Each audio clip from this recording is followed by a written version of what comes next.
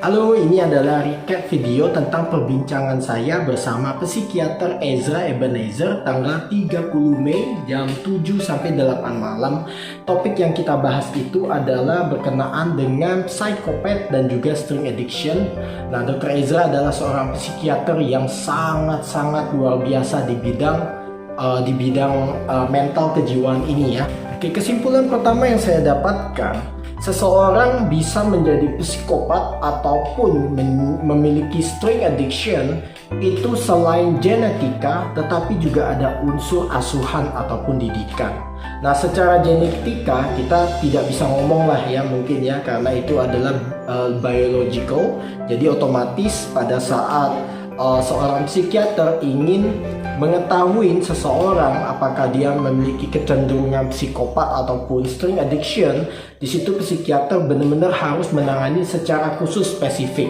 Jadi tidak bisa kita hanya bilang oh kalau misalnya dia lakukan ini dia bisa jadi psikopat, dia lakukan itu dia bisa jadi punya string addiction. Kita tidak bisa mengatakan seperti itu karena ada unsur genetika, dimana jadi apabila ada seseorang yang kita rasa dia ada kecenderungan yang sangat aneh, kita segera cepat-cepat bisa membawa dia ke rumah sakit untuk mengecek mental ya, sama seperti check up kesehatan. Kita juga bisa minta di rumah sakit untuk check up kejiwaan.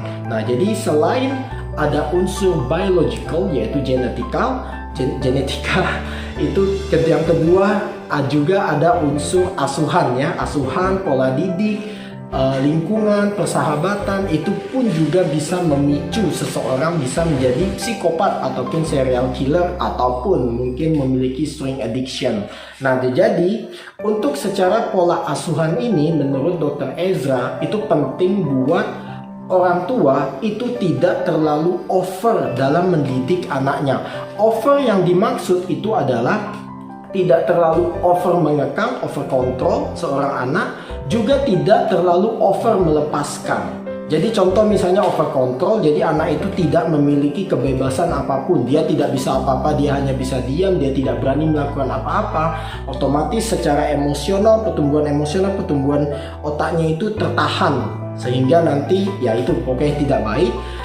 Terus kemudian bisa yang over melepaskan, seperti misalnya anak melakukan apa saja kita bebaskan, tidak kasih hukuman, tidak kasih disiplin, tidak menegur, tidak mengajak dialog. Nah, itu pun juga dapat memicu hal yang tidak baik ke depannya. Nah, hal yang menarik itu adalah di mana Dr. Ezra mengatakan soal film-film ya. Jadi kayak film-film psikopat, film-film serial killer itu ternyata memang tidak sepenuhnya salah ya. Itu seperti Criminal Minds, CSI atau segala macam, itu pun selalu dikasih tahu bahwa seseorang bisa menjadi pembunuh ataupun psikopat, itu pun selalu ada masa lalu yang men-trigger dia bisa menjadi ataupun melakukan hal itu. Nah, itu dikatakan tidak sepenuhnya salah. Jadi memang ada orang-orang tertentu yang develop string addiction ya, adiksi kecanduan sesuatu hal yang aneh, itu bisa jadi di masa lalu atau di masa kecilnya dia ke-trigger sesuatu. Nah, Dr. Ezra juga menyebut bahwa anak di bawah 10 tahun itu sangat penting dan pengaruhnya itu sangat besar.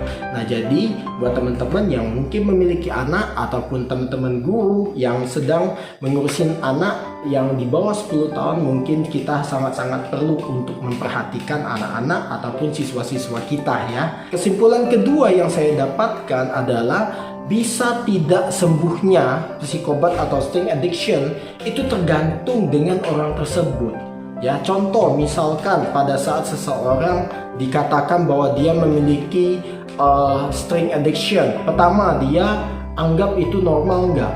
Kedua, dia mau untuk stop enggak?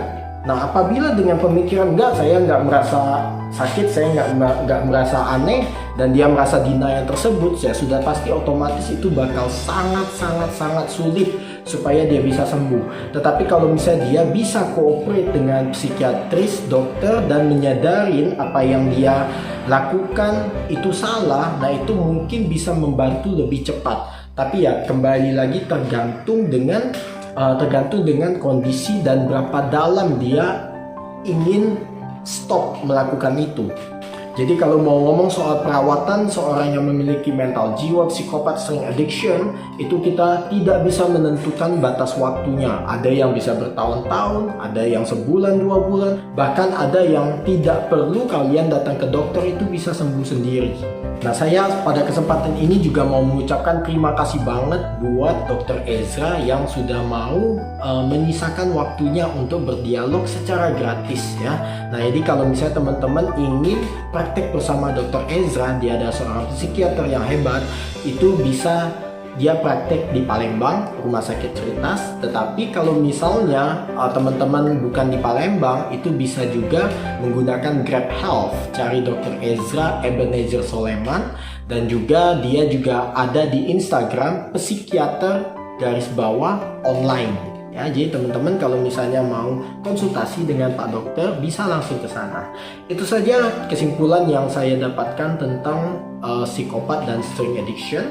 Sebenarnya masih banyak hal yang kita bahas, tetapi itu adalah kesimpulan yang saya dapatkan dan menurut saya itu yang paling penting ya. Nah, sebagai seorang guru dan juga seorang orang tua, saya ingin mengencourage semua guru-guru dan juga parents itu untuk memperhatikan anaknya apabila anaknya itu masih di bawah 10 tahun. Itu karena dimana disitulah mereka sangat membutuhkan yang namanya didikan dan juga perhatian. Jangan terlalu over controlling, tetapi juga jangan terlalu over membebaskan. Tetap saja yang salah kita koreksi dan yang benar kita puji, kasih reward. Itu saja, terima kasih. Itu adalah rekap dari pembicaraan saya di live Instagram bersama Dr. Ezra. Sampai ketemu.